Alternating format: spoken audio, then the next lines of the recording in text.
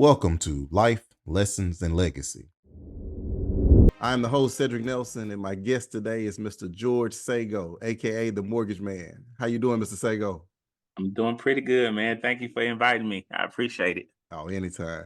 Backstory: George is one of my closest friends. We've known each other forever. I probably shouldn't tell you that, so just be like, "Hey, yeah, this random successful man that that Cedric knows." But been knowing George since college, so one of my better friends. I thought he'd be a great guest for the topic life lessons and legacies when we talk about your life, the lessons you've learned, and the legacies you're trying to create. So, without further ado, I'm gonna ask you a couple questions. Other than how are you doing today? Uh, That's a good start, though. Yeah, that's the first one. You always got to get that one in. yeah, at least So pretty good day so far. Pretty good day so far, man. I felt kind of productive today, so Okay. had some distractions, but was able to get to where I need to be to get to this call. Yeah. Hey, I appreciate it. Much appreciated. Yes, sir. All right. So I want to start off kind of simple. First thing I want to know is kind of about tell people about your background, kind of where you come from, your upbringing, da da da da. Yeah, absolutely, man. So I'm from the probably everybody's probably heard of this super metropolitan area called Lexington, Mississippi. Uh, Probably have about, I don't know, 1,200, 1,500, 12 to 1,500 people, maybe 2,000. It's grown since I was a kid. So from Lexington, Mississippi, Mm-hmm. a very small town. It is a county seat, Holmes County, which is known. You look at the statistics; it's the poorest county and the poorest state in the United States of America. So that's where I grew up. So I grew up in the poorest county in the poorest state in the United States of America. Ooh. And, So, and you still so found success. I, I did, I'm still grasping and reaching, but I've I've done better than a lot of people that grew up how I grew up and grew up where I grew up. Um, so like I said, so that's where I'm from. Um, Biggest thing, I was a superstar high school football player, kind of similar to Al Bundy, but I've letting it go. I letting it go. All those glory days, I let 'em slide. But yeah, so football was a major part of my life as a young kid. Went to Mississippi State, hoping that I had the opportunity to actually walk on and try to do it. Broke my leg, and I just was like, "Nah, I'm not gonna even worry about it anymore." And so I went to state. That's where we met. Mm-hmm. Um, that's where we were able to kind of become associates and friends. And I think after we all kind of was up here is when Mm-hmm. we started getting a little bit closer because we knew each other back then, but it was we were cool. We were hang out from time to time. Mm-hmm. Um, but once we got in close proximity of each other, I got to know you, you got to know me, Mm-hmm. and man, we just clicked, and I appreciate the friendship, um, and the brotherhood. So went to state for the purpose of me going to state was computer engineering, and so after my third year of computer engineering, finally realized that this is not going to work. I end up having a kid, and so I have to do something to get out of this college thing so I can start making some money for my newfound family, right? So got a degree, and the quickest thing I could get a degree in at the time it was agricultural business. I don't know how the hours worked, but it did. but it, Hey, George, time out. I, I never even heard of that. So right. yeah, go ahead. Yeah. So the hours somehow worked. The hours worked. It was like if you do this, you can get on out of here. So I took a few more classes, business classes. It's essentially business degree, but with an agricultural um, emphasis. I say Okay. that, Okay. and so did that. Um, Man, I've worked. My first job out of college was a Ryan Steakhouse manager. Couldn't find anything. But everything, I would tell people this too. Every opportunity that you feel like it's not where you want to be, it could be a step. Don't turn it down. It could be a stepping stone to the next thing. So Ryan's actually got me into the area up here, and I was able to meet some very influential people who eventually helped me get into banking, which is what I do now. I've been doing that since 2008, and primarily on the retail banking side, which most people would know as the branch banking system. You go into a branch, you see a manager. You go into a branch, you see a loan officer, somebody like that. So um, that's what I did for a number of years, and over the last 3 years, I've been I was given another opportunity to get into the world of mortgage lending, and so mortgage lending, I felt like it was more than just a career. I actually felt like it was purposeful how it happened, and then so it just aligned up with some uh, some growth, some self growth that I'm doing Okay. that I we'll talk about this later too. Some Mhm. self growth that I'm doing about finding purpose and finding um, what you are put here for, what you're attending, what are Mhm. you passionate about, and so being able to help young African Americans, minorities, find the path to home ownership because it can lead to it can lead you out of your situations Mhm. and into a stepping stone into Mhm. wealth building. And so I believe that's very, very important. And but yeah, that's the path, man. That's how I kind of got where I am today, and that's it. Okay. Well, hey, well, that was very, very insightful. Yeah, Here's the crazy thing. Like I've been knowing you, like I say, like all our lives, because we, met each other when we was in our 20s. But I right. never even knew that you planned on trying. I remember you talking about breaking your leg, but I didn't even know you planned on trying out for the team. Yeah, man. I never knew. I had me and I can't even remember the coach name. It was a defensive coach at the time, Hmm. and I had a buddy. Now I had a buddy of mine who did get a scholarship offer, not at state, but at Valley, and Okay.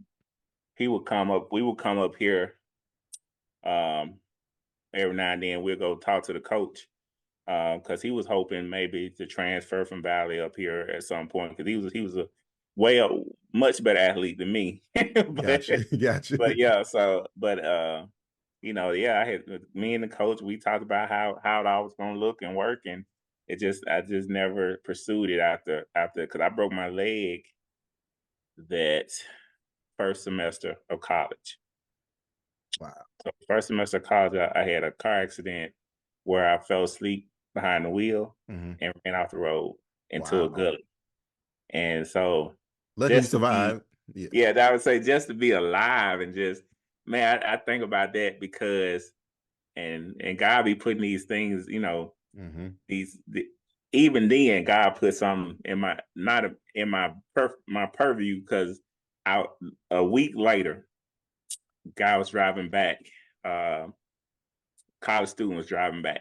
I can't remember where he was going to school. Maybe EMCC, but he stayed in Durant, Hmm. which is this is the next town over from Lexington. Right. And on the same road, did the same thing, ran into a tree, That was it. and that was it. And it could have been me. Yeah.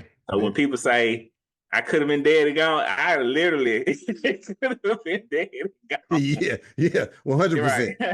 Yeah. It's a blessing, 100%. man. So yep. So God said, "Hey, see what I did for you." Just to hear about that tragedy and be like, man, I said, "Thank you, Lord."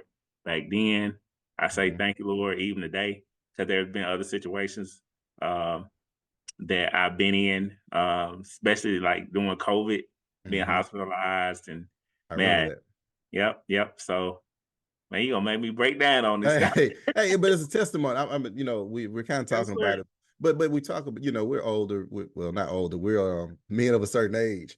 So you get to this age that we're at, and you think about all the things you survived and all the blessings that you've had, and how your Right. life could have been totally different, or you could have never even existed. You value it. So when you do think back about like, okay, I could have died in the car accident. I remember you being sick with COVID.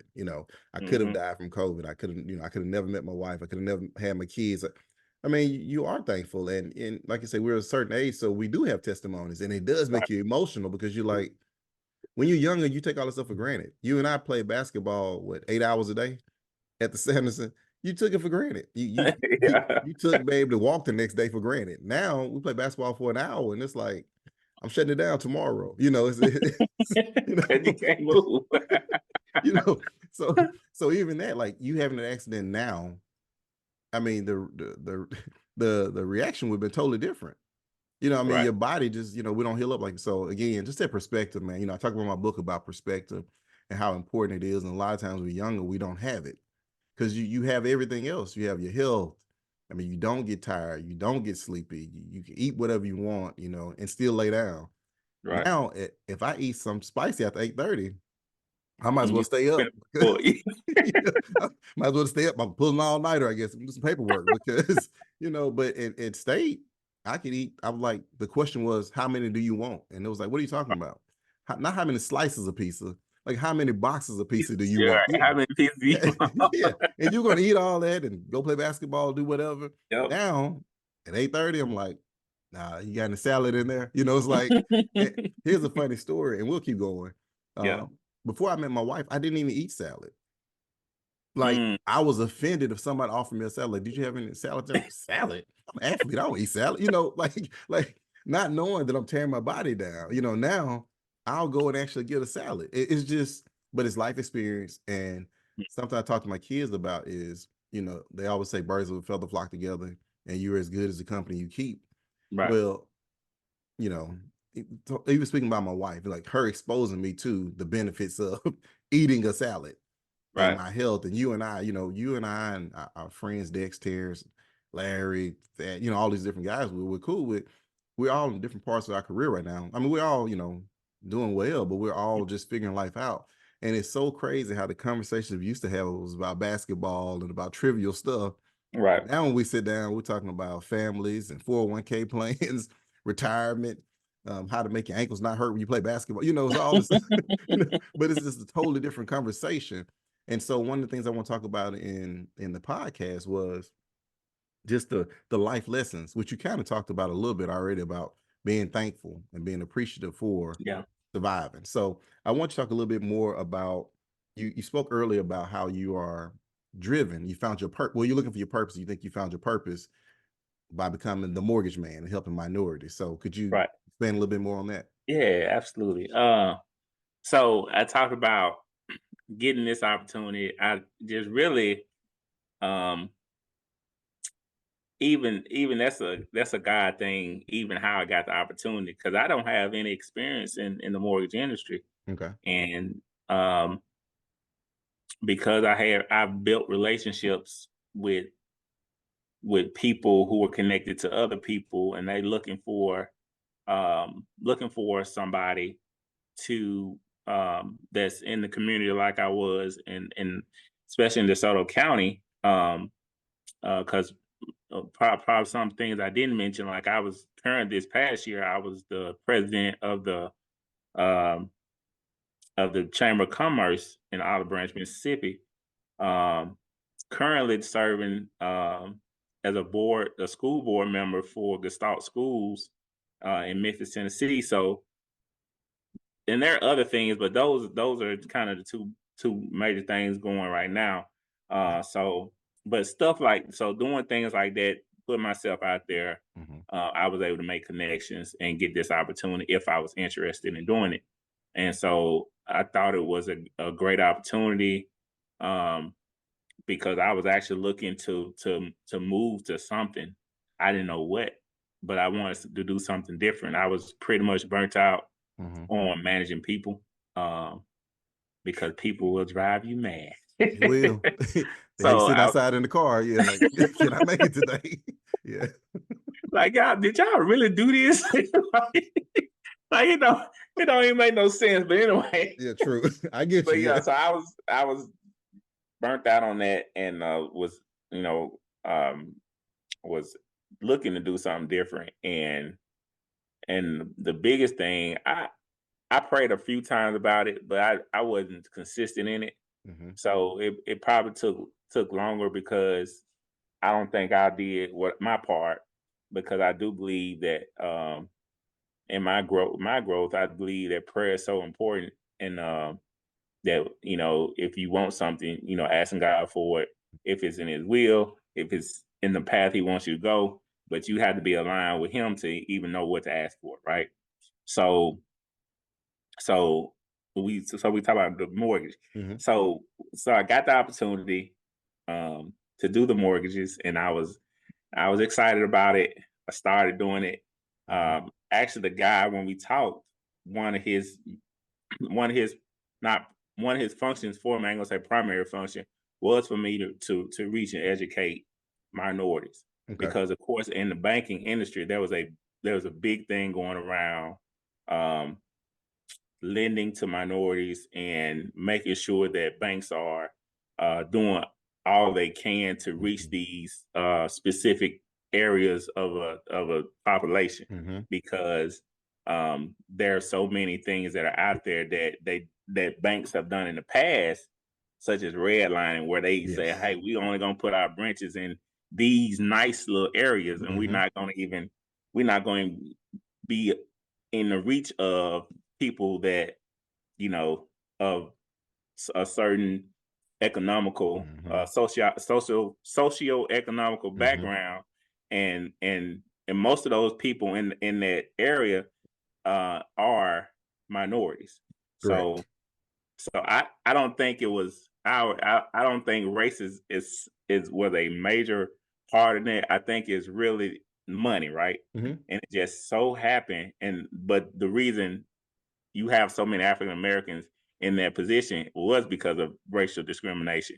But Yes.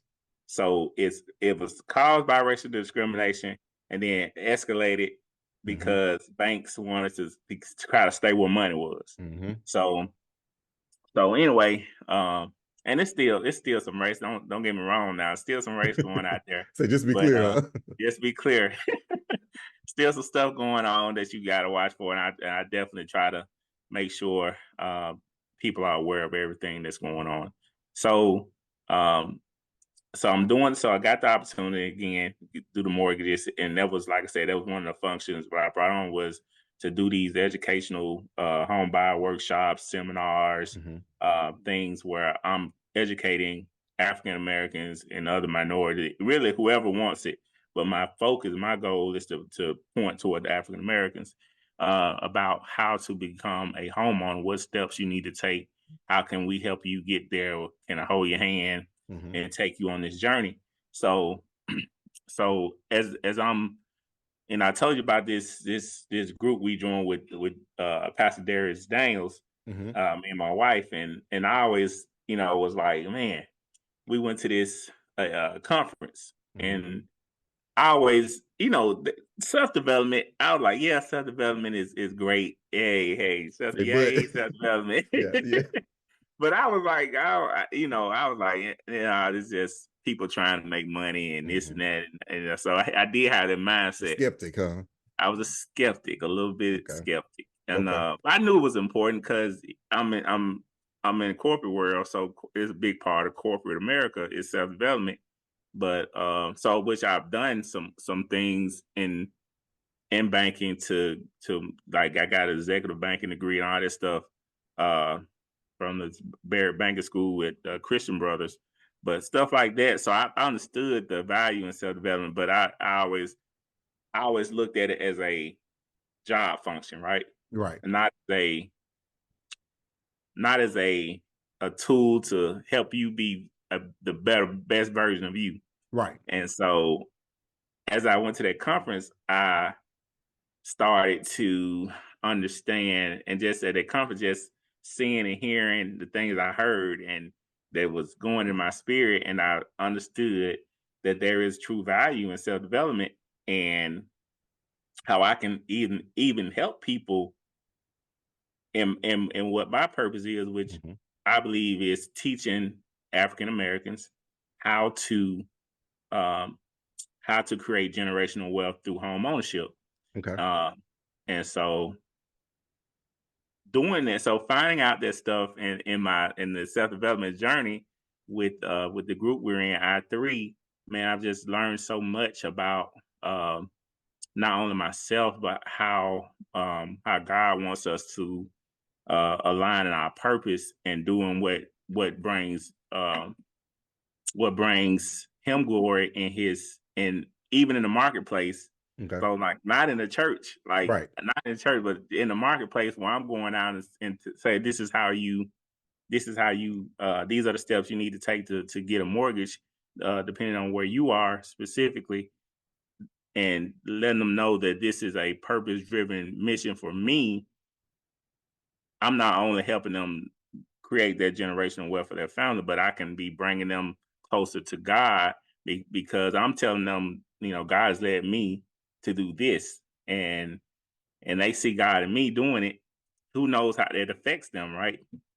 So, but yeah, that's the thing: the self development and finding that purpose in what I want to do in the kingdom of God. So, Hey, but I think that's huge because, like you said, it's like you are leading people to God by the good works that you do.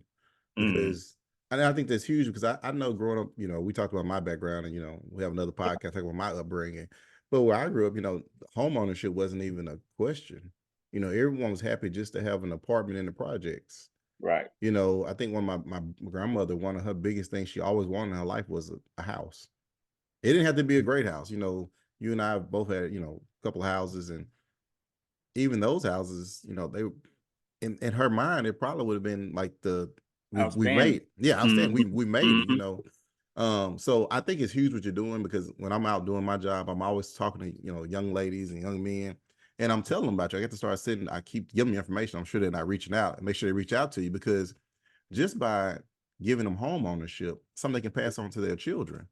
Because most people I know that I run into, well, I would say when I'm in the impoverished areas, they don't even think home ownership is a possibility.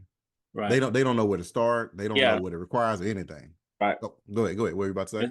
No, just exactly. I just agreeing with you. They don't even understand. They don't believe they can do it. Mm-mm. Um, I talked to several people in the Delta, man. Oh yeah. I helped this lady in the Delta get a home, and she was just like, "I can't believe I got a house." Mm-hmm. And so she tells everybody who would listen to That come word of to mouth is call something me. else. Yeah. And so, most of the people I talk to down there is going to be a process that we got to go through to help them get to where they need to be. Mm-hmm. But the fact that something is ignited in them to Mm-hmm. say this could be me, it can really happen. I get joy out of that. And I was I was talking to a lady the other day, man. It was the I don't know who's gonna hear this, but it was we can edit it out if we need to. We'll beep it. but it Yeah. was it was a conversation, man. It just made me realize like how it kind of made me sad a little bit Mm-hmm. because I was like, the financial literacy is so bad. Mm-hmm. Like I don't even realize people understand like these like especially like in the Delta. Yeah. Oh yeah. There I are know a what you lot of mean. people they don't have a clue. None. Even when you try to tell them, Uh, it's like the eyes kind of glass over, and they're looking at you, but they're not taking it in. And you're like, let Right. me. And I think, And that was the conversation. Like yeah, I'm yeah. trying to break it down, and she's like, "No, this is my first time." I was like, don't worry about it. We gonna You know, and we gonna figure it out. Just stick with me. Um, this is the first step, so I'm just doing step by step. I ain't gonna blow the big nah, picture. no, So I'm zoom just in, going. just zoom in, just zoom in. Gotta go with look at micro. We Yeah, gotta but take it hey, down to micro steps. I Yep. will say this, like, just well, some of you guys may know George, some of you guys may not, but George is one of those guys. Is a good guy, trustworthy, and so I think by your personality, your persona, and the way you kind of carry yourself, and you're always speaking about religion, talking about God, praising God, it makes people trust you more. And I like the way you do it, just baby steps. You just starting off, okay, if I can get you to just at least understand a budget, okay, Okay, now I can understand your credit. You know, just trying to get them to understand, because what happens is they become overwhelmed because, like you said, they give them the whole picture instead of Right. when people don't understand stuff. You got to break. It's like teaching a kid math. You can't start off with Right. multiplication tables. You got to start off with some adding and subtracting first. And the same thing with our people, and most of the stuff is passed down. It's like generational wealth. My dog is over here doing God knows what, but it's like generational wealth. It's the same thing with the generational knowledge. It's like just it's the same. Like you try to, because by you helping the mom or dad or whoever get a house, they can pass that knowledge on to their child. That y'all right. You know, Man, you just said something. Now I ain't even think about that. Gotta write that down. I ain't never thought about the just the knowledge part of which knowledge is wealth. You know, definitely. the wisest man in the history of the world was the wealthy one, of the probably the wealthiest man ever in the history of the world. Look at So, preach to him, George. Let them know. Let them know. but but yeah, man, it's a battle, and so I will tell you something about purpose too. You know, my wife is trying to educate people on even keeping what they have, right? And so through estate planning, and I know That's huge. I was taking so I was telling her we probably need to focus, all our energies on what she was doing. And so I kind of took, because I was going to take this mortgage man, and I was going to create some opportunities for people, more opportunities for people to get their education, which Mm-hmm. I'm still going to do, and Okay. it's still part of my plan, ultimate plan. But I wanted to kind of get her in a certain position first, and then that's going to be the thing. But what I was saying, I what I was relating it to was like my purpose is the mortgages, is teaching the education on the mortgage, but I also can take a step back and say, now I see my family is she may be a little bit further ahead, and I can help her Mm-hmm. push her to a different spot, Mm-hmm. and then come back and do what I need to do. But yeah. But that's huge. Also, I think people don't understand when you're trying to build together, Yeah. because and a lot of times people won't say, okay, well, I'm gonna kind of hold off on what I'm doing to help you, but it really helps you by helping your wife, because it's still one big pot, you know. Right. And by you educating these people, I'm telling you, the most joy I get a lot of times is just by teaching somebody something, or helping them, basically helping them believe. I do these little